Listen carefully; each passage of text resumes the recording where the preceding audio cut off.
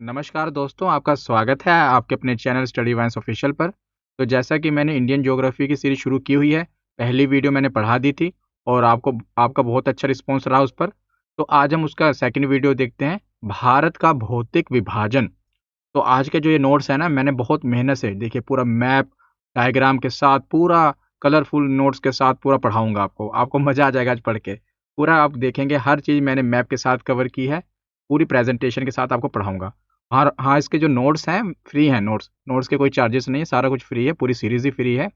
और मैंने थोड़ा टाइम मिलता नहीं तो मैं क्या करूँगा, आज आज ही रात को ना एप्लीकेशन पर, एप्लीकेशन स्टडी वाइन्स ऑफिशियल एप्लीकेशन को आप डाउनलोड कर लो। उसका लिंक वीडियो के डिस्क्रिप्शन में दिया हुआ है। उसके बाद क्या होगा कि आपको जो ये ऐप है, ऐप पर फ्री पीडीएफ लिखा होगा। फ्री पीडीएफ में आज रात को ही हो सके तो मैं अपलोड कर दूंगा पीडीएफ, ठीक है। इसकी वाली कल हो जाएगी मॉर्निंग में, कल या इवनिंग में। और जो पहली वाली पीडीएफ थी वो आज रात को ही कर दूंगा। तो अब पढ़ना शुरू करें। तो चलिए शुरू करते हैं, भारत का भौतिक विभाजन पढ़ना। तो भौतिक विभाजन तो किसी क्षेत्र में पाए जाने वाली भौगोलिक आकृतियां, जैसे कि पर्वत हो गया, पठार, मैदान, मरुस्थल, द्वीप, ये सब हम पढ़ेंगे। इन्हीं के आधार पर विभाजन किया जाता है देश का, उसी को भौगोलिक विभाजन कहा जाता है, ठीक। तो भारत को 6 मुख्य भू आकृतिक प्रदेशों में विभाजित किया गया है।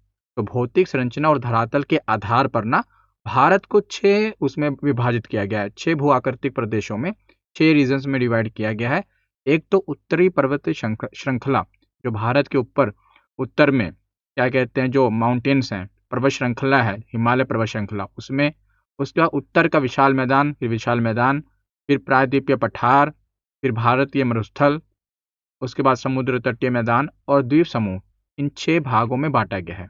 मैप से आपको और अच्छे से समझ आएगा। देखिए, उत्तर में उत्तरी पर्वत श्रृंखला है ना, उत्तरी पर्वत श्रृंखला। फिर क्या कहते हैं, मरुस्थल प्रदेश है यहाँ पर, राजस्थान वाले एरिया में। फिर यहाँ पर उत्तर का विशाल मैदान है, असम वाले एरिया में पूरा, और ये यूपी, बिहार, ये सब मैदानी एरिया है ना। और क्या कहते हैं, फिर बीच में आप ये देखेंगे, ये सब प्रायद्वीपीय पठार है। सब हम पढ़ेंगे, अभी बस आपको आइडिया दे रहा हूँ, ओवरव्यू दे रहा हूँ। और साइड में ये सब तटीय मैदान है, जो समुद्र के तट से लगे हुए मैदान है। और इधर अपना ये सब द्वीप है, हमारे द्वीप समूह है, अंडमान निकोबार, लक्षद्वीप, ये सब द्वीप समूह है ना। तो इन 6 भागों में बांटा गया है। और बात करें प्रतिशत में, तो भारत का जो संपूर्ण क्षेत्रफल का भौगोलिक वर्गीकरण है ना, तो भारत का जो मैदानी भाग है वो 43% है लगभग। सबसे ज़्यादा भारत में मैदानी भाग है। पठारी क्षेत्र लगभग 27.7% है। पहाड़ियाँ जो हैं भारत में 18.6% है। और पर्वतीय भाग 10.7% है। आप कहोगे कि ये द्वीप समूह वगैरह क्यों नहीं इसमें इंक्लूड कर रहे हो, वो बहुत कम है, नाम मात्र के हैं। इसीलिए जब भौगोलिक क्षेत्रफल का वर्गीकरण किया गया, उसमें जो प्रतिशत में बांटा गया है, तो मैदानी, पठारी, पहाड़ी और पर्वतीय भाग को बांटा गया है। मरुस्थल भी मैदानी भाग में ही डाल दिया गया है। तो मैदानी भाग, पठारी क्षेत्र, पहाड़ियाँ और पर्वतीय भाग, ये इतने प्रतिशत हैं। ज़्यादातर पूछा जाता है कि भारत में सबसे बड़ा भाग कौन सा है, तो मैदानी भाग है। और ये पूछा जाता है कि भारत में पर्वतीय भाग कितना प्रतिशत है, तो 10.7%। आगे मैं आपको पढ़ाऊंगा भी सब पर्वतों के बारे में। तो पहाड़ छोटे होते हैं, पहाड़ पर आप आसानी से ट्रैकिंग करके वापस आ सकते हो। मतलब आप छोटे छोटे पहाड़ होंगे तो 1 घंटे में चढ़ के उतर भी आओगे, लेकिन जो पर्वत होते हैं वो बड़े होते हैं। जैसे आप देखते हो हिमालय पर्वत, जो बर्फीले पर्वत, मतलब कि बहुत बड़े बड़े पर्वत होते हैं। पहाड़ छोटे मोटे होते हैं, ज़्यादा बड़े नहीं। और जो पठार होते हैं, समझ लो, होते तो वो भी पहाड़ी थे, लेकिन ऊपर की जो ये हिस्सा वो एकदम कट चुका होता है, एकदम प्लेन हो गया होता है। जैसे मैदान प्लेन होते हैं ना, वैसे ही मैदान से थोड़ा ऊंचे होते हैं पठार। पठार समझ लो इस शेप में होंगे जैसे मेज होती है। पहाड़ जो होगा ऊपर से नुकीला है, लेकिन छोटे होंगे। पर्वत और बड़े होते हैं। तब आगे मैं पढ़ाऊंगा, अभी बस आपको थोड़ा एक ओवरव्यू दे रहा हूँ। तो आपको भौतिक विभाजन समझ में आ गया कि कैसे बांटा गया है, कहाँ कहाँ पर क्या चीज़ है। वैसे इस मैप से, मतलब इस डायग्राम से पूरा आपको वैसे ही आइडिया लग जाएगा, आपको ज़्यादा कि कहाँ पर क्या है ना, एक ओवरव्यू मिल जाएगा। तो अब आगे चलें। तो आगे, हाँ, अगर मैंने इंडियन पॉलिटी पूरी डिटेल में पढ़ा दी है। अगर आपको ये कोर्स लेना है तो स्टडी वाइन्स ऑफिशियल पर ले लेना। वैसे आज एक्सपायर हो गया था इसका कूपन कोड, तो कई स्टूडेंट ने रिक्वेस्ट की तो मैंने 2 दिन के लिए एक्सटेंड किया है। 1 तारीख को तो वैसे मैं बंद कर दूंगा, फिर वही पुराने प्राइस में आ जाएगा। नहीं तो आप दिवाली गिफ्ट लिखोगे तो 121 में पूरा कोर्स आपको मिल जाएगा। 53 वीडियोस मैंने इसमें पढ़ाई है पॉलिटी की। इससे बाहर आप पीसीएस लेवल का भी अगर एग्जाम की तैयारी कर रहे हो ना, पॉलिटी का प्रश्न बाहर आ नहीं सकता। इतना डिटेल में मैंने इसमें पढ़ा है, सारी रिकॉर्डेड क्लासेस हैं। और पॉलिटी की ई बुक वगैरह भी बन गई है। बहुत कंप्लेंट आपकी आ रही है, लेकिन वो बनाने में बहुत टाइम लग जाता है ना उसमें। तो आज या कल अपलोड हो जाएगी पॉलिटी, कल हो जाएगी पक्का। और बाकी आप इंडियन पॉलिटी का कोर्स बाय कर सकते हो। और ई बुक वगैरह भी अभी ऑफर है, ये प्राइस जो है इसे लगभग आधे हो चुके हैं 1-2 दिन के लिए, फिर वही पुराने प्राइस हो जाएंगे। आप इसको हमारी वेबसाइट पर बाय कर सकते हो, नई एप्लीकेशन पर। अगर आपका कोई सवाल है तो आप व्हाट्सएप पर भी नोट्स प्राप्त कर सकते हो। तो चलो आगे पढ़ते हैं। तो देखिए यहाँ पर मैं क्या करता हूँ, पहले आपको ना हिमालय का, अभी हम पढ़ेंगे कि हिमालय का विभाजन कैसे हुआ। पहले कुछ बेसिक चीज़ें समझ लीजिए।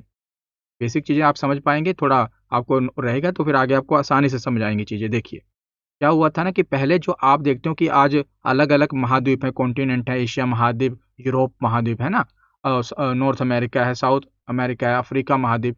तो पहले क्या था ना कि पूरी जमीन एक साथ जुड़ी हुई थी। पूरी जमीन, मतलब अभी क्यों नहीं, बहुत पहले 200 मिलियन वर्ष पहले की बात का, पहले पूरी जमीन एक साथ जुड़ी हुई थी। इसे कहा जाता था पेंजिया। आज इन्हीं पेंजिया ही अलग अलग होकर महाद्वीप बने हैं, पहले पेंजिया कहा जाता था। और जो पानी वाला भाग होता था ना बाहर का, इसे कहा जाता था पैंथालासा। ठीक, पेंजिया और पैंथालासा। तो प्रारंभिक स्थिति क्या थी कि पृथ्वी के प्रारंभिक समय में जो सभी महाद्वीपीय भाग थे ना, आपस में जुड़े हुए थे। इस एकमात्र विशाल स्थलखंड को पेंजिया कहा जाता था, इस वाले भाग को। और इसी प्रकार जो समस्त महासागरीय वाला भाग है, आजकल तो आप महासागर पढ़ते हो जब अलग अलग हो गए हैं, तो पहले जो सारा पानी वाला भाग था इसे पैंथालासा कहा जाता था। उसके बाद क्या हुआ कि पेंजिया का विभाजन हो गया। लगभग 200 मिलियन वर्ष पहले पेंजिया दो भागों में बंट गया। तो दो भागों में कैसे बंट गया, ऊपर वाले भाग को ऐसे समझ लीजिए, ऊपर वाले भाग को दो भागों में बंट गया। ऊपर वाले भाग को कहा गया अंगारा लैंड, इंग्लिश में लोरेशिया कह देते हैं, लोरेशिया। और दक्षिण वाले भाग को कहा गया गोंडवाना लैंड। पहले समझ लो पूरी जमीन थी एक साथ, फिर ये दो भागों में बंट गई। ऊपर वाला क्या कहलाया, अंगारा लैंड, और नीचे वाला क्या कहलाया, गोंडवाना लैंड। तो अलग कैसे हो गया, मतलब जुड़ा हुआ था तो अलग कैसे हो गया। आपको मैंने वर्ल्ड ज्योग्राफी में पढ़ाया हुआ ना, धरती जो है ऊपर तो अभी ठंडी है पूरी, लेकिन नीचे लावा है। तो धरती का नीचे वाला भाग गर्म है और ना पिघला हुआ है, जैसे शहद होती है ना, शहद उस तरह है। मैग्मा वाली फॉर्म में पिघला हुआ, जिसे हम मैग्मा कहते हैं। शहद की तरह आप समझ लीजिए भाई, शहद एकदम समझ लो गर्म, वो तो उसी तरह है। उसका जो आकार वगैरह जो भी है अब शहद की तरह है, मैग्मा कहा जाता है। और ये मैग्मा ना हमेशा घूमता रहता है, हिलता डुलता रहता है पृथ्वी के अंदर। लेकिन जो ऊपरी परत है वो क्रस्ट है, मजबूत है, उससे दरारें पड़ जाती हैं। इससे क्या होता है, जो प्लेट टेक्टोनिक मूवमेंट कहते हैं। और धीरे धीरे इन्हीं प्लेटों के खिसकने से क्या हुआ, पेंजिया दो भागों में बट गया। ऊपर वाले भाग को कहा गया अंगारा लैंड और नीचे वाले भाग को कहा गया गोंडवाना लैंड। अभी भी जो क्या कहते हैं कि महाद्वीप एक दूसरे से दूर जा ही रहे हैं, ऐसा नहीं है। जो कॉन्टिनेंट है अभी भी एक दूसरे से दूर जा रहे हैं, पर बहुत समय लग जाता है इनमें। ये नहीं 1-2 सालों में नहीं होता, करोड़ों साल लगते हैं इन सब चीज़ों होने में। तो अंगारा लैंड उत्तरी भाग है, जिसे आज हम उत्तर अमेरिका, यूरोप और एशिया कह देते हैं। और गोंडवाना लैंड दक्षिणी भाग है। यहाँ पर आप थोड़ा समझिए, देखिए ये है अंगारा लैंड। जब ये दो भागों में टूटा ना, ये ऊपर की ओर गया अंगारा लैंड, ये नीचे की ओर रहा गोंडवाना लैंड। और भारत का आप ये वाला हिस्सा जो नीचे वाला देखते हैं ना, प्रायद्वीपीय वाला भाग, ये पहले गोंडवाना लैंड में लगा हुआ था। यहाँ पर अंटार्कटिका है, या ये ऑस्ट्रेलिया वाला है गोंडवाना लैंड में। तो भारत धीरे धीरे ऊपर की ओर खिसका, और ये बीच में पानी वाला भाग है, इसे 33 सागर कहते थे। तो ये जाकर यहाँ टकराया बहुत जोर से। टकराने से क्या हुआ, हिमालय का निर्माण हुआ। थोड़ा और आगे समझेंगे, यहाँ पर देखिए कि इसमें आज के दक्षिण वाले भाग में जो हमने पीछे भी पढ़ा ना, पहले ये देखिए यहाँ पर उत्तर वाले भाग में जो आज हम उत्तरी अमेरिका महाद्वीप कहते हैं, यूरोप और एशिया महाद्वीप, ये अंगारा लैंड से, ये अंगारा लैंड है ऊपर वाले भाग को। और गोंडवाना लैंड में कौन कौन सा आया, तो इसमें दक्षिण अमेरिका, साउथ अमेरिका, अफ्रीका, नीचे वाला भाग ये वाले देखिए, ये ऊपर वाला अंगारा लैंड में आ गया। और ये नीचे वाला क्या आया, गोंडवाना लैंड में आ गया, जिसमें अफ्रीका, ऑस्ट्रेलिया, अंटार्कटिका और अमेरिका आ गए। समझ गए आप। इन दोनों के बीच का जो जलीय क्षेत्र था ये वाला, ये 33 सागर कहा गया। ठीक, फिर क्या हुआ, लगभग 120 मिलियन वर्ष पहले, अभी पहले दो टुकड़ों में टूटा। उसके बाद क्या हुआ, अंगारा लैंड और गोंडवाना लैंड भी अलग अलग छोटे टुकड़ों में टूटने लगे। पहले जो अंगारा लैंड था एक साथ था, गोंडवाना एक साथ था, अब इनमें भी आपस में टूटने लगे। और भारत का जो प्रायद्वीपीय वाला भाग है ना, जैसे आप जब भारत का मैप देखते हो तो जो नीचे वाला ये वाला भाग है, ये वाला गोंडवाना लैंड है। ऊपर जो हिमालय के पास वाला क्षेत्र है वो तो अंगारा लैंड है, लेकिन जो नीचे से आके टकराया वो गोंडवाना लैंड है। जैसे ये देखिए, यहाँ से टूटकर अलग हुआ और यहाँ पर ऊपर की ओर बढ़ा। ऊपर की ओर देखिए, अब यहाँ से बढ़ के यहाँ पर आके टकरा गया। टकराने से क्या हुआ, हिमालय का निर्माण हुआ। भारत का प्रायद्वीपीय भाग भी अफ्रीका से लगभग 100 मिलियन वर्ष पहले अलग हुआ।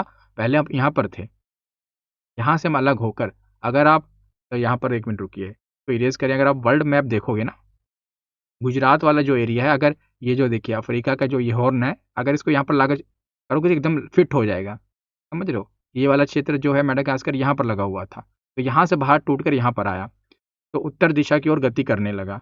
और भारत की प्लेट उत्तर की ओर बढ़ते हुए यूरेशियन, यूरेशियन मतलब यूरोप और एशियन, ऊपर अंगारा लैंड में यूरोप और एशिया था ना, तो यूरेशियन प्लेट से भारत की प्लेट आके टकराई नीचे से। दोनों प्लेटों के बीच तैथिस सागर में नदियों द्वारा लाया गया मलबा जमा था, और प्लेटों की टक्कर से ये मलबा सिकुड़ गए और ऊपर उठने लगे, और इन्हीं उठी हुई सिलवटों से हिमालय पर्वतमाला का निर्माण हुआ। देखिए, भारतीय प्लेट और यूरेशियन प्लेट। अब भारतीय प्लेट नीचे की ओर थी, यहाँ पर समझाने के लिए मैंने इस तरफ रखा है, और यहाँ पर यूरेशियन प्लेट थी। भारत जाकर टकराया ऐसे, तो बीच में पानी था। अब पानी तो जब कोई दो चीज टकराएंगे, वो तो अगल बगल हो ही जाएगा। अगल बगल कह रहा हूँ, तो बीच में क्या था, पानी, तैथिस सागर। अब जो तैथिस सागर था, पानी के अंदर कुछ मिट्टी होगी, गाद होगी, कुछ ना होगा ना, तो वो सब जो गाद, मिट्टी, अवसाद, यही सब उठ गए, और इन्हीं से क्या हुआ, हिमालय का निर्माण हुआ। भारतीय प्लेट यूरेशियन प्लेट से टकराई। जैसे आप देखो कि जब दो गाड़ियां टकराती हैं, एक्सीडेंट वगैरह कभी होता है, तो जो हल्की गाड़ी होती है और भारी भारी गाड़ी होती है, एक भारी होगी एक हल्की होगी, एक गाड़ी ऊपर चढ़ जाती है। कभी दोनों पिचकती नहीं कि हाँ टकरा के पिचक जाएंगी, एक ऊपर चढ़ जाती है और एक अंदर घुस जाती है, होता है ना ऐसे। तो ऐसे ही यूरेशियन प्लेट और क्या कहते हैं, भारतीय प्लेट टकराई, तो क्या हुआ, जो हिमालय था, अवसाद का उत्थान हुआ 33 सागर वाले, और इसी से हिमालय बना। इसीलिए हिमालय अभी युवा पर्वत है और बढ़ रहा है, क्योंकि अभी भी प्लेटें आपस में बढ़ रही हैं, जिसके कारण हिमालय की ऊंचाई अभी भी बढ़ रही है। हिमालय एक युवा पर्वत है, ठीक। और नीचे मैग्मा है, मैग्मा हिलता डुलता रहता है। ऊपर ऊपर वाली परत भले ही मजबूत है, लेकिन नीचे हिलता डुलता रहता है, जिससे क्या होता है कि प्लेटें आपस में टकराई। आपको समझ आ ही गया पूरा कि हिमालय पर्वतमाला का निर्माण हुआ मलबा सिकुड़ कर। तो इससे पूरा ये जो इमेज वगैरह मैंने यहाँ से लगाई है सब, इससे आपको पूरा क्लियर हो गया होगा ना। अब आगे चलें, तो हिमालय का जो विभाजन है ना, हिमालय का विभाजन दो तरह से किया गया है। एक तो श्रेणियों के आधार पर, और एक प्रादेशिक विभाजन के आधार पर। श्रेणियों के आधार पर मतलब उत्तर से दक्षिण की ओर, उत्तर ऊपर है, दक्षिण नीचे है, और क्या कहते हैं, ये अपना ईस्ट है और ये वेस्ट है। जो उत्तर से दक्षिण की ओर विभाजन किया गया हिमालय का, उसे कहते हैं क्षेत्रीय श्रेणियों के आधार पर। और एक है प्रादेशिक विभाजन, जो कि पूर्व से पश्चिम या पश्चिम से पूर्व कह लो, इस तरफ से इस तरफ हॉरिजॉन्टली किया गया है, उसे कहा जाता है प्रादेशिक विभाजन। तो पहले उत्तर से, यहीं पर थोड़ा ओवरव्यू ले लेते हैं, फिर इसके बारे में पढ़ना शुरू करते हैं। तो उत्तर से दक्षिण की ओर जो विभाजन किया गया ना, उसमें 4 श्रृंखलाओं में बांटा गया है। देखिए, एक होता है पर्वत, एक होता है पर्वत श्रृंखला। इसमें अंतर आपको पता है क्या होता है? जैसे पर्वत का मतलब सिंगल, एक पर्वत। पर्वत श्रृंखला का मतलब श्रेणी में जो पर्वत होते हैं, ऐसे। अब इन्हें कहा जाएगा पर्वत श्रृंखला। हिमालय की एक पर्वत श्रृंखलाएं हैं, समझे आप। जैसे एक है तो पर्वत, लगातार पर्वत है तो क्या होगा, वो पर्वत श्रृंखला है। श्रृंखला मतलब चैन बना रही है, सीरीज बना रही है, ठीक। तो क्या पढ़ रहे थे हम, श्रेणियों के आधार पर पढ़ रहे थे। तो श्रेणियों के आधार पर ना 4 पर्वत श्रृंखलाओं में बटा है, क्योंकि एक पर्वत नहीं है, ऐसे लगातार लगातार पर्वत है, तो इसीलिए इसे पर्वत श्रृंखला कहा जाता है। हिमालय ही है पूरा। तो ट्रांस हिमालय, सबसे ऊपरी जो पर्वत श्रृंखला है ना, इसे ट्रांस हिमालय कहते हैं। जैसे मैंने एक कलर देखिए, ये जो ब्लैक है तो यहाँ पर ब्लैक ही रखा है, ये ग्रीन है तो ग्रीन रखा हुआ है, ताकि आपको समझ आए कि हाँ ये इसको इंडिकेट करता है। सबसे ऊपर है ट्रांस हिमालय। उसके बाद उत्तर से हम दक्षिण की ओर पढ़ रहे हैं विभाजन ना, तो नीचे की ओर जाएंगे। फिर आता है वृहद हिमालय, जिसे ग्रेट हिमालय कहा जाता है, और ये लगातार श्रेणी में है। फिर आता है लघु हिमालय, इसे मध्य हिमालय भी कहते हैं, आगे हम पढ़ेंगे ही, यहाँ पर तो खाली एक ओवरव्यू ले रहे हैं। सबसे आखिर में आता है शिवालिक हिमालय। तो 4 पर्वत श्रृंखलाओं में बटा हुआ है। फिर बढ़ता है पश्चिम से पूर्व की ओर विभाजन। इसमें क्या है ना कि पश्चिम से पूर्व की ओर विभाजन में मैं आपको पढ़ाऊंगा कि नदियों के हिसाब से बांटा गया है। तो यहाँ से यहाँ तक एक, क्या कहते हैं, पंजाब हिमालय, कश्मीर हिमालय कहते हैं, फिर इसको कुमायूं हिमालय इस एरिया को कहते हैं, फिर नेपाल वाले को नेपाल हिमालय, फिर इधर असम हिमालय कहते हैं। ये नदियों के हिसाब से बटे हैं, आपको आगे और डिटेल में समझ आएगा, यहाँ पर खाली ओवरव्यू दिया मैंने आपको। तो अब पहले हिमालय जो पर्वत श्रृंखला है, इसके बारे में भी थोड़ी जानकारी ले लेते हैं, फिर इसका विभाजन तो पढ़ ही रहे हैं। तो ये हिमालय का जो पर्वत का प्रकार अगर आपसे पूछा जाए, तो ये हिमालय मोड़दार यानी कि फोल्डेड तथा नवीनतम पर्वत श्रृंखला, एक यंग माउंटेन है। जैसे अरावली जो पर्वत है ना, वो एक बूढ़ा पर्वत है, लेकिन हिमालय एक नौजवान यानी यंग, जवान, नवीनतम पर्वत श्रृंखला है।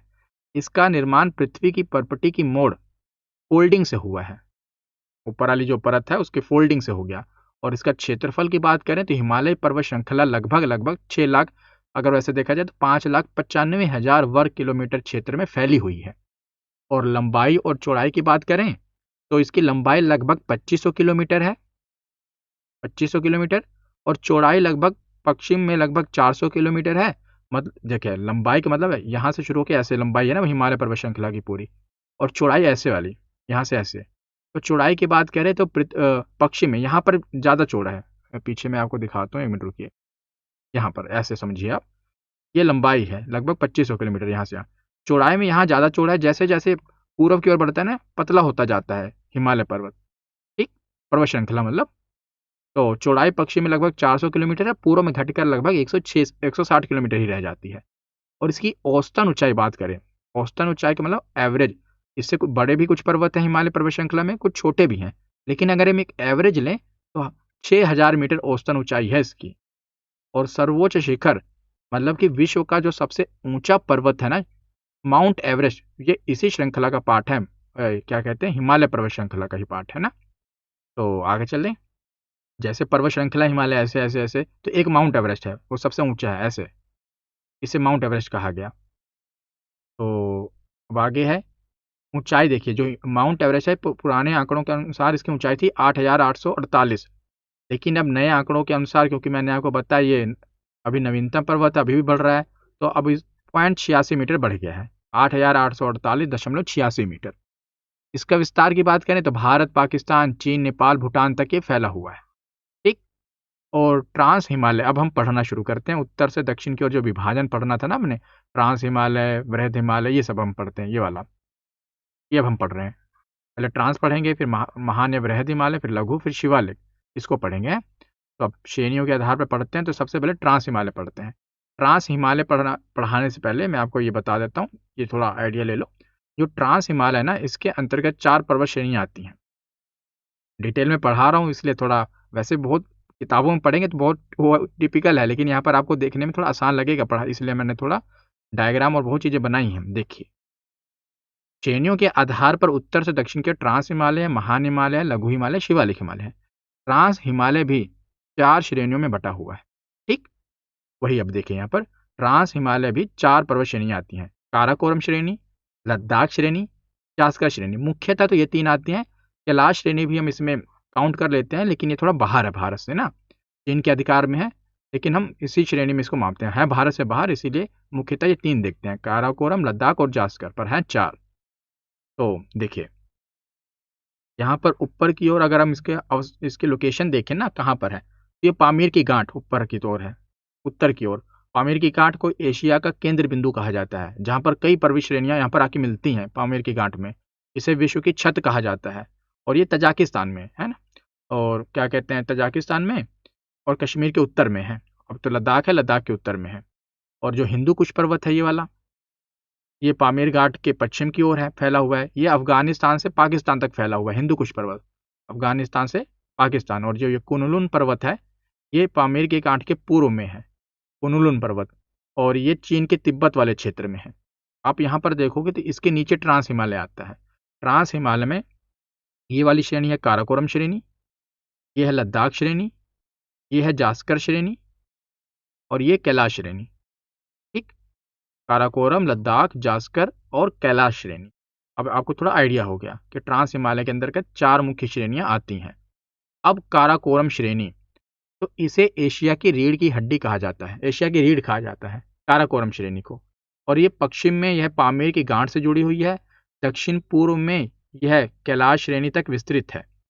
यहाँ पर अभी हमने जो पढ़ा पीछे देखिए, ये जो काराकोरम श्रेणी है, ये काराकोरम श्रेणी, इसका पश्चिम में ये है, पश्चिम में पामीर की गांठ है, और पूर्व में क्या है, कैलाश श्रेणी है ना, वही है यहाँ पर देखिए, पश्चिम में पामीर की गांठ और दक्षिण पूर्व में कैलाश श्रेणी है। और भारत की जो सर्वोच्च चोटी है ना, सबसे ऊंची चोटी K2, जिसे गोडविन ऑस्टिन कहा जाता है, इसी श्रेणी में स्थित है। इसकी ऊंचाई है 8,611 मीटर, वो इसी में है, काराकोरम श्रेणी में ही आती है भारत की सर्वोच्च चोटी, जो कि 8611 मीटर है, ठीक। और K2 जो भारत की सबसे ऊंची चोटी है, लेकिन अभी ये POK में है, पाकिस्तान ऑक्युपाइड कश्मीर में। गोडविन ऑस्टिन जो ये श्रेणी है, ये POK में है, इसीलिए अगर आपसे पूछा जाए कि भारत की सबसे ऊंची चोटी कौन सी है, तो है तो हमारा ही हिस्सा, इसलिए K2 है। लेकिन अगर आपसे पूछा है कि भारत में कौन सी सबसे ऊंची चोटी है, तो अभी भारत में जो आती है वो कंचनजंगा है, जो कि सिक्किम में है। क्योंकि अभी जो भारत के अधिकार में है, लेकिन जो K2 है तो भारत का ही, लेकिन पीओके में है, जिस पर पाकिस्तान ऑक्युपाइड कश्मीर, जिस पर पाकिस्तान ने कब्जा किया हुआ है ना, इसीलिए भारत की तो K2 है, लेकिन भारत में कंचनजंगा है।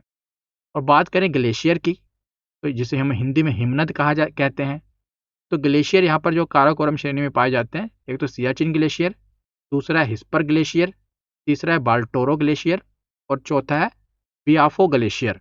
ये ग्लेशियर पूछे जाते हैं कि बताइए हिस्पर ग्लेशियर किस श्रेणी में आता है, तो काराकोरम श्रेणी में आता है। बाल्टोरो किस श्रेणी में आता है, तो काराकोरम श्रेणी में आता है। और इसमें से बाकी डिटेल में कुछ पढ़ना नहीं ग्लेशियर के बारे में। हाँ, सियाचिन ग्लेशियर के बारे में थोड़ा आपको जानकारी होनी चाहिए, तो जानकारी दे देता हूँ आपको। ये दुनिया का सबसे ऊंचा युद्ध क्षेत्र है। सियाचिन ग्लेशियर को दुनिया का सबसे ऊंचा युद्ध क्षेत्र यानी कि हाईएस्ट बैटल फील्ड माना जाता है, जहां सैनिक लगभग 18,000 से 20,000 फीट की ऊंचाई पर तैनात रहते हैं। और यह हिमालय के पूर्वी काराकोरम रेंज में स्थित है। और इसकी लंबाई की बात की जाए तो यह भारत का सबसे बड़ा और ध्रुवीय क्षेत्रों के बाहर, पोलर रीजन को अगर हम छोड़ दें, वो तो पहले नंबर पर आते हैं कि बाहर दुनिया का दूसरा सबसे लंबा ग्लेशियर है। की लंबाई लगभग 76 से 78 किलोमीटर है। और यहाँ से नुब्रा नदी निकलती है। नुब्रा नदी का ये मुख्य उद्गम स्रोत है, जो नुब्रा नदी है आगे चलकर श्योक नदी में मिल जाती है। और यहीं पर सियाचिन ग्लेशियर पर ही ऑपरेशन मेघदूत हुआ था, जो कि भारतीय सेना ने 13 अप्रैल 1984 को किया था। एक सैन्य अभियान चलाकर इस ग्लेशियर को, पाकिस्तान को भगाया था और अपने नियंत्रण में ले लिया था ये सियाचिन ग्लेशियर, जो कि हमारे लिए बहुत ही इंपॉर्टेंट पॉइंट है। और उसके बाद तो हमने ट्रांस हिमालय में काराकोरम श्रेणी पढ़ ली। अब दूसरी है लद्दाख श्रेणी। यह श्रेणी काराकोरम के दक्षिण में स्थित है। देखिए, काराकोरम सबसे ऊपर है ना, काराकोरम के नीचे क्या है, लद्दाख है, तो के दक्षिण में हुआ काराकोरम के। और ये सब आती हैं ट्रांस के अंदर, ट्रांस हिमालय के अंदर। तो यह श्रेणी काराकोरम के दक्षिण में स्थित है, और इसके उत्तर में सिंधु नदी और दक्षिण में जास्कर श्रेणी। अब लद्दाख के नीचे देखिए जास्कर श्रेणी आएगी, तो इसके दक्षिण में जास्कर श्रेणी है और उत्तर में काराकोरम श्रेणी है। और लद्दाख श्रेणी सिंधु नदी और इसकी सहायक नदियों के बीच विभाजक का कार्य करती है। जो लद्दाख श्रेणी है, क्योंकि इसके उत्तर में सिंधु नदी है, लद्दाख श्रेणी के उत्तर में सिंधु नदी है और दक्षिण में जास्कर, क्या कहते हैं, जास्कर श्रेणी है, तो इसीलिए विभाजक का काम करती है सिंधु और इसकी सहायक नदियों के बीच में। और इस श्रेणी में स्थित जो राकापोशी पर्वत है ना, ये विश्व का सबसे तीव्र ढाल वाला, एकदम जो उसकी स्लोप है ना, वो एकदम स्टीप है, तीव्र ढाल वाला है। तो पूछा जाता है कि विश्व का सबसे तीव्र ढाल वाला पर्वत कौन सा है, चोटी कौन सी है, तो वो है राकापोशी। और अगर पूछ लिया जाए किस श्रेणी में है, कौन सी श्रेणी में है, तो लद्दाख की श्रेणी में है। जो प्रश्न बनते हैं वही मैंने यहाँ पर कराए हैं। तो आगे है जास्कर श्रेणी। तो यह लद्दाख श्रेणी के दक्षिण में स्थित है। जाहिर सी बात है, सबसे ऊपर कौन सी, काराकोरम, फिर है लद्दाख, लद्दाख के दक्षिण में है जास्कर और दक्षिण में स्थित है। और इसके दक्षिण में वृहद हिमालय, जो आगे हम पढ़ेंगे। और सिंधु नदी जास्कर और लद्दाख श्रेणियों के मध्य बहती है। ठीक। और सिंधु नदी इन श्रेणियों को काट कर भारत का सबसे गहरी घाटी बनाती है। बहुत ही बड़ा खड्डा जिसे हम कह देते हैं, गहरी घाटी बनाती है।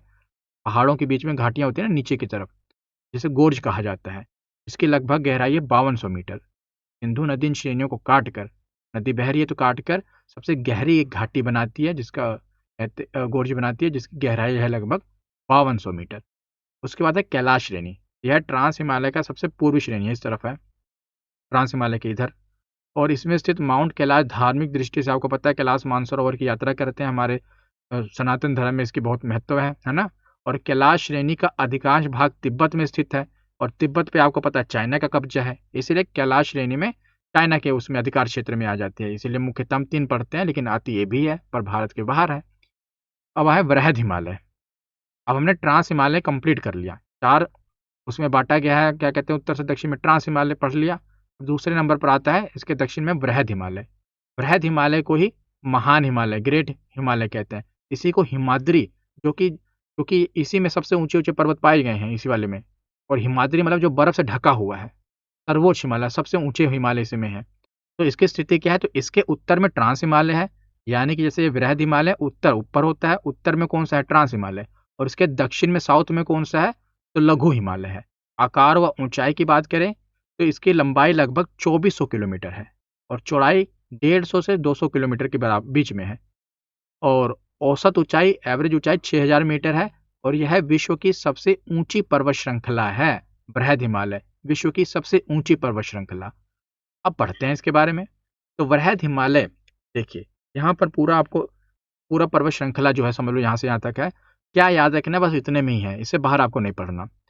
ये शुरुआत होता है नंगा पर्वत से वृहद हिमालय की और खत्म होता है नामचा पर्वत से।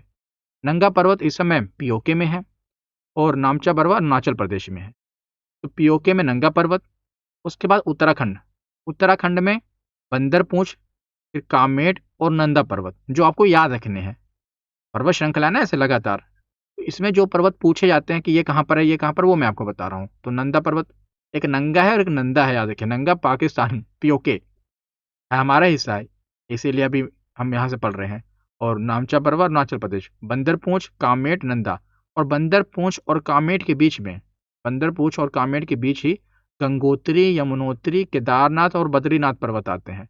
इसीलिए मैंने ये देखिए बना दिया यहाँ पर, इसको ये इंडिकेट करता है कि बंदरपूंछ और कामेट के बीच में ही गंगोत्री, यमुनोत्री, केदारनाथ और बद्रीनाथ आते हैं। और उसके बाद नेपाल आता है। कामेट नंदा पर्वत हो गया, फिर नेपाल, नेपाल में धौलागिरी, धौलाधर नहीं है, धौलागिरी है, फिर अन्नपूर्णा, मनसालू, गौरीशंकर, छुयू, मैकालो, और बीच में आता है माउंट एवरेस्ट जो कि दुनिया का सबसे ऊंची चोटी है। माउंट एवरेस्ट नेपाल में आती है ना। फिर कंचनजंगा जो कि सिक्किम में, सिक्किम और नेपाल के उसमें लगता है। फिर नामचा पर्वत जो आखिर में सबसे अरुणाचल प्रदेश में है। और जो ये माउंट एवरेस्ट है ना, इसे भारत में माउंट एवरेस्ट कहते हैं, नेपाल में सागर माथा कहा जाता है, तिब्बत यहाँ पर इसे चोमोलुंगमा कहते हैं। और माउंट एवरेस्ट आपको पता है विश्व की सबसे ऊंची चोटी है, 8848.86 मीटर। कंचनजंगा जो कि भारत की सबसे भारत में सबसे ऊंची चोटी है। वैसे भारत की सबसे ऊंची चोटी केटू है, लेकिन वो पीओके में है, इसलिए भारत में जो सबसे ऊंची चोटी है कंचनजंगा है जो कि 8586 मीटर है। और अन्य प्रमुख चोटियां धौलागिरी, अन्नपूर्णा जो मैंने आपको बता दी। तो नंगा पर्वत, बंदरपूंछ, कामेट, नंदा, धौलागिरी, अन्नपूर्णा, मनसालू, गौरीशंकर, छुयू, माउंट एवरेस्ट, मैकालू, कंचनजंगा, नामचा पर्वत, ये सारे पर्वत हैं जो कि आपको यहाँ पर बस याद रखने हैं। तो आगे इसमें जो ग्लेशियर पढ़ लेते हैं कि वृहद हिमालय के कौन से ग्लेशियर पूछे जाते हैं। तो एक गंगोत्री हिमनद, गंगोत्री जहाँ से गंगा उतरी है, गंगा निकली है। और मिलाम हिमनद जहाँ से, जो कि यमुना नदी का उद्गम स्थल है। तो मिलाम, जिसे यमुनोत्री भी आप कह देते हो, और गंगोत्री, ये ग्लेशियर। अब आता है मध्य हिमालय जिसे लघु हिमालय कहा जाता है साथ में। तो हमने ट्रांस हिमालय पढ़ लिया, हमने बृहद हिमालय पढ़ लिया, अब तीसरा है लघु हिमालय या मध्य हिमालय। तो यह महान हिमालय के दक्षिण में स्थित है और यह पूर्व से पश्चिम दिशा में महान हिमालय के लगभग पैरेलल ही फैला हुआ है। और चौड़ाई की बात करें लगभग 60 से 80 किलोमीटर और औसतन ऊंचाई इसकी 4000 मीटर है। वृहद हिमालय की 6000 मीटर थी। और देखिए जो ये वृहद हिमालय है ना, और वृहद हिमालय कह रहा हूँ, लघु हिमालय, ये लघु हिमालय है ना, इसके अलग अलग क्षेत्रों में अलग अलग नाम है। और फैला हुआ खाली भारत में तो है नहीं, नेपाल में भी है ना। तो अलग अलग क्षेत्रों में इसके अलग अलग नाम रखे गए हैं। रखे गए हैं, वहाँ अलग अलग नाम से जाना जाता है। जैसे जम्मू कश्मीर में से पीर पंजाल के नाम से जाना जाता है इसे, लघु हिमालय को। और जम्मू कश्मीर के बाद यहाँ पर हिमाचल में आते हैं, हिमाचल में से धौलाधर कहते हैं। वहाँ पर हमने धौलागिरी पढ़ा था वृहद हिमालय में, ये धौलाधर है, ठीक, धौलाधार। और उसके बाद उत्तराखंड में इसे नाग टिब्बा कहते हैं और नेपाल में इसे महाभारत श्रृंखला कहते हैं।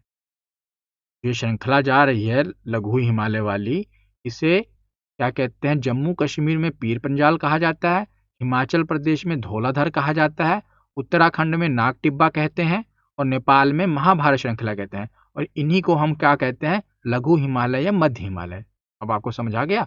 पूछा जाता है कि महाभारत श्रृंखला कहाँ पर है, तो नेपाल में है, ये किसका भाग है, तो ये लघु हिमालय का ही कहा जाता है। तो प्रमुख घाटियां हैं लघु हिमालय में, देखिए।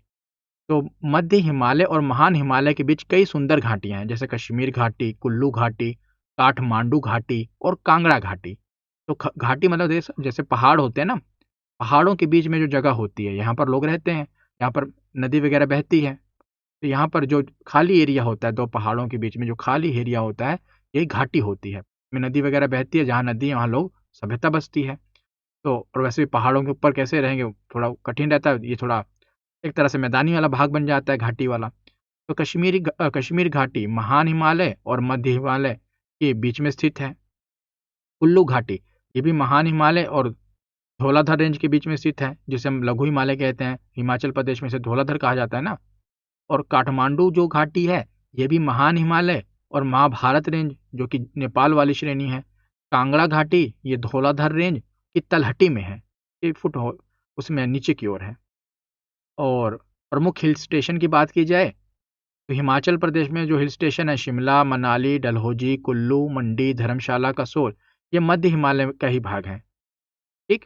और उत्तराखंड में मसूरी, नैनीताल, रानीखेत, मुक्तेश्वर, अल्मोड़ा, ये सब मध्य हिमालय के ही हैं। ये पूछ लिया जाए कि हाँ ये सब जो हिल स्टेशन कहाँ पर है, तो मध्य हिमालय, लघु हिमालय।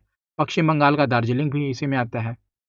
अब आगे चलें तो 3 हमने पढ़ लिए, ट्रांस, बृहद, मध्य। अब पढ़ते हैं तो कहते हैं शिवालिक हिमालय, सबसे बाहरी आउटर हिमालय, बाहरी हिमालय। तो शिवालिक हिमालय हिमालय का सबसे बाहरी और सबसे नवीन पर्वत श्रृंखला है। यह लघु हिमालय और मैदानी भाग, अब इसके लघु हिमालय है, फिर लघु हिमालय के नीचे कौन सा है, शिवालिक हिमालय, उसके बाद तो मैदानी एरिया शुरू हो जाता है ना। तो लघु हिमालय और मैदानी भाग के बीच में स्थित है कौन सा, शिवालिक हिमालय। इसकी औसतन ऊंचाई 1000 मीटर है, सबसे छोटा वाला है। और यहाँ अनेक अनेक छोटे घास के मैदान पाए जाते हैं, जिन्हें पश्चिम में दून कहा जाता है, पूर्व में द्वार कहा जाता है। और जैसे आप सुनते हो ना, देहरादून, कोटली दून, पाटली दून, हरिद्वार, ये यहीं पर पाए जाते हैं। देखिए जो अब इनकी ऊंचाई ज़्यादा है नहीं, तो जैसे जो ये क्या कहते हैं पहाड़ हैं, पहाड़ के मैंने बीच में बताया ना कि घाटी होती है, जैसे 2 पहाड़ों के बीच में घाटी हो जाती है, उसी प्रकार जो छोटे छोटे ये पहाड़ है ना, अब यहाँ पर घास के मैदान होते हैं इस तरफ, फिर आगे पहाड़ घास के मैदान है ना। तो जो पहाड़ है इसके पूर्व में, शिवालिक हिमालय की बात कर रहा हूँ, तो जो ये क्या कहते हैं, पूर्व ये है, पश्चिम ये है। तो पश्चिम में दून कहा जाता है इसे, जैसे ये पहाड़ है, ठीक, वो कहा जाएगा दून पश्चिम को, और पूर्व को कहा जाएगा द्वार। पूर्व को कहा जाएगा द्वार और पश्चिम को कहा जाएगा क्या, दून। ये जो घास वाले मैदान है इधर, इसे द्वार कहा जाएगा, द्वार यानी दरवाजा, और इसे दून कहा जाएगा।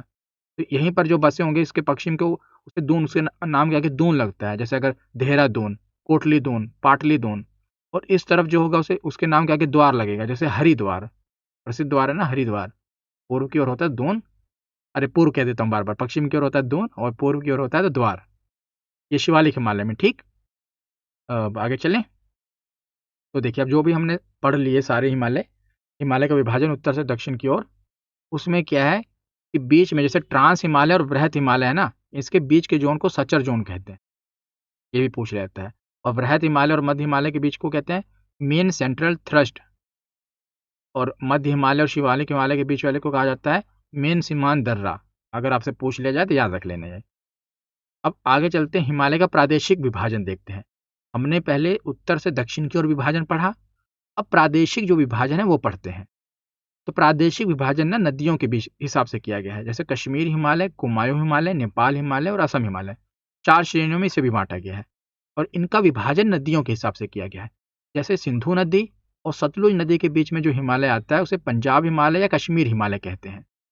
सतलुज नदी और काली नदी, इसके बीच का जो हिमालय वाली वो है, वही वाला हिमालय है, अलग नहीं है। पर्वत श्रृंखला वही चली आ रही है, बस हमने इसको ऐसे बांट दिया है।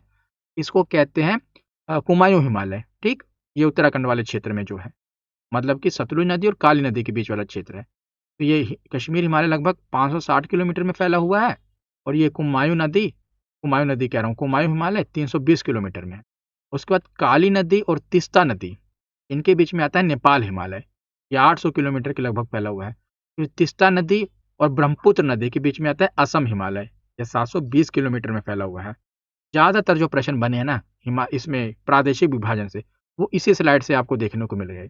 इतने में हाँ, प्रादेशिक विभाजन वाले, क्योंकि नदियाँ पूछ ली जाती हैं या इनका वो पूछ लिया था कितने किलोमीटर में फैला हुआ है। ज़्यादातर तो नदियाँ ही पूछी जाती हैं कि कश्मीर सिंधु और सतलुज नदी के बीच में फैले हुए हिमालय को क्या कहा जाता है।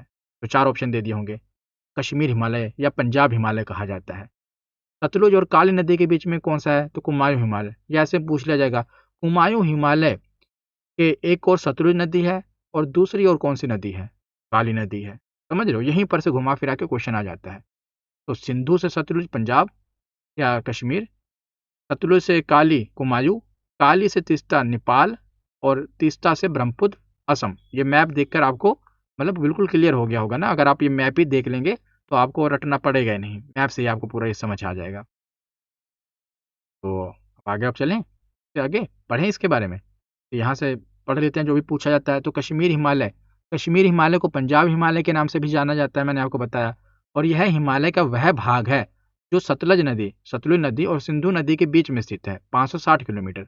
और कश्मीर हिमालय के अंतर्गत निम्न पर्वत श्रेणियां आती हैं जो हमने पढ़ी ना, उत्तर से दक्षिण विभाजन।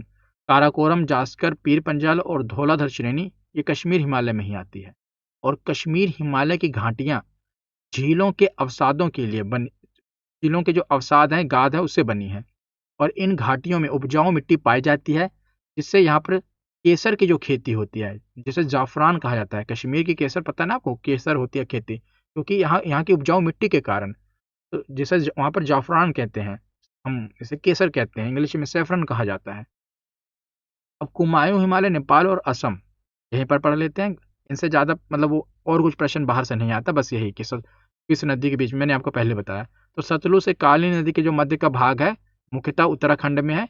इसको कुमायूं हिमालय कहा जाएगा, 320 किलोमीटर। नंदा देवी, केदारनाथ, बद्रीनाथ प्रमुख चोटियां इसी पर हैं। और नेपाल हिमालय की बात की जाए तो काली नदी से तीस्ता नदी के मध्य का भाग है ये।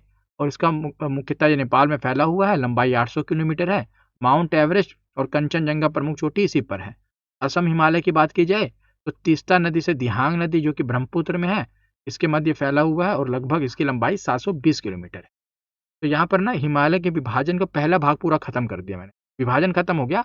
लेकिन आगे जो पर्वत हैं, बाकी पूरे जो भारत के प्रमुख पर्वत हैं, इसे नेक्स्ट वीडियो में हम पढ़ेंगे, अगली ही वीडियो में। उसमें पूरा मैं आपको पर्वत बाकी के पढ़ा दूंगा और इसके प्रीवियस ईयर क्वेश्चन भी उसी में मैं करवा दूंगा। तो आगे ताकि पूरा पर्वत एक साथ कंप्लीट हो जाए, फिर हम प्रीवियस ईयर क्वेश्चन पढ़ें।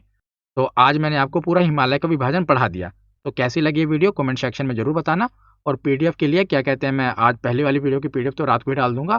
तो जो एप्लीकेशन है स्टडी वाइंस ऑफिशियल, आप डाउनलोड कर लेना, उस पर आपको फ्री पीडीएफ में मिल जाएगी। बाकी अगर आपको पॉलिटी डिटेल में पढ़नी है तो आप कोर्स को बाय कर सकते हो। आज या कल उसका जो ऑफर है मैं ख़त्म कर दूंगा। तो आज की वीडियो यहीं पर ख़त्म होती है। कैसी लगी ये वीडियो कमेंट सेक्शन में ज़रूर बताना। धन्यवाद।